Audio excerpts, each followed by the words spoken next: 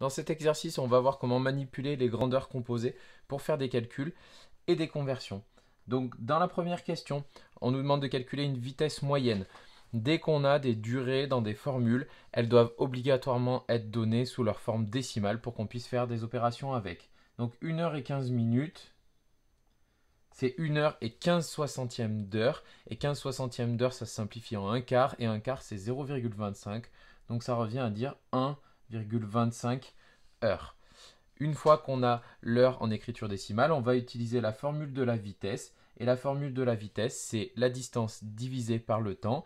La distance ici est donnée en kilomètres, c'est 35. Et le temps en heures, 1,25. Et quand on fait la division, on obtient 28. Et on a bien des kilomètres par des heures. Donc on a une vitesse en kilomètres par heure. Dans la deuxième partie, on nous demande de faire la même chose en donnant la vitesse en mètres par seconde. On va commencer par convertir les 35 km en mètres, autrement dit 35 000 mètres, et les 1 heure 15 minutes en secondes. 1 heure 15 minutes, on peut déjà dire que c'est 75 minutes, et 75 minutes en multipliant par 60, on obtient 4500 secondes. On réutilise donc notre formule de la vitesse avec la distance qui est donnée en mètres, c'est-à-dire 35 000 mètres, divisé par le temps qui est donné en secondes, par 4500, et on trouve environ 7,8 mètres par seconde.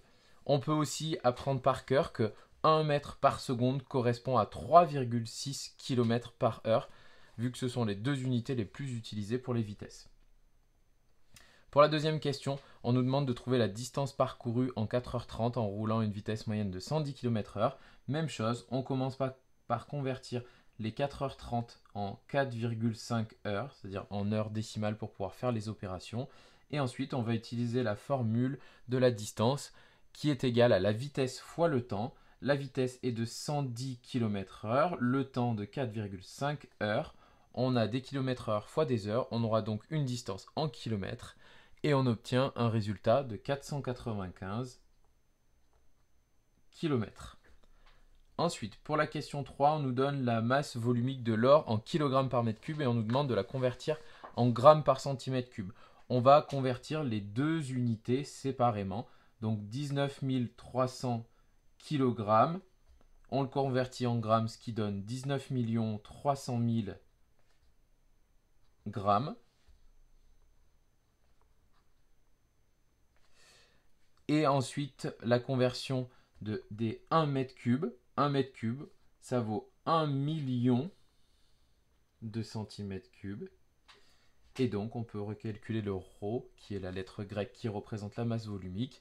Et donc, on a la masse qui est de 19 300 000 grammes divisé par le volume qui est de 1 million de centimètres cubes, et 19 300 000 divisé par 1 million, on obtient 19,3, et donc on est bien en grammes par centimètre cube.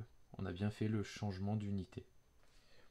On passe ensuite à la quatrième question. On nous parle d'un débit, d'une connexion internet. Donc là ici, le plus pratique est d'essayer d'utiliser un tableau de proportionnalité avec la taille en mégaoctets et le temps en secondes. Pour télécharger 10 mégaoctets, il nous faut 1 seconde et nous cherchons donc ici combien de temps pour télécharger 254 mégaoctets. Donc on cherche cette valeur-là. On voit qu'ici, le coefficient de proportionnalité est de 0,1. Donc le temps nécessaire, t, va être de 254 multiplié par 0,1, autrement dit 25,4 secondes. Et pour finir, dernière question, on nous parle ici de puissance et d'énergie en fonction du temps. Donc là, même chose, on veut des kilowatts-heure. Donc on va convertir nos 2500 watts en kilowatts. Le préfixe kilo veut dire 1000. Donc ça nous donne 2,5 kilowatts.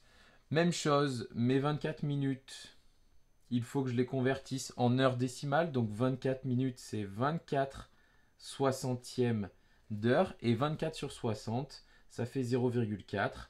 Donc en heure décimale, 24 minutes s'écrit 0,4 heures. Ensuite, on utilise la formule de l'énergie. L'énergie, c'est égal à la puissance fois le temps. La puissance est de 2,5 kW multiplié par le temps qui est de 0,4 heures. Et 2,5 fois 0,4, ça fait 1. Et on a bien des kilowatts fois des heures, donc notre unité est bien en kilowatts-heure. Et on a répondu à la question. Faites toujours très attention à vérifier les unités que vous utilisez pour qu'elles soient les bonnes et qu'on ait le résultat dans la bonne unité. Voilà pour cet exercice.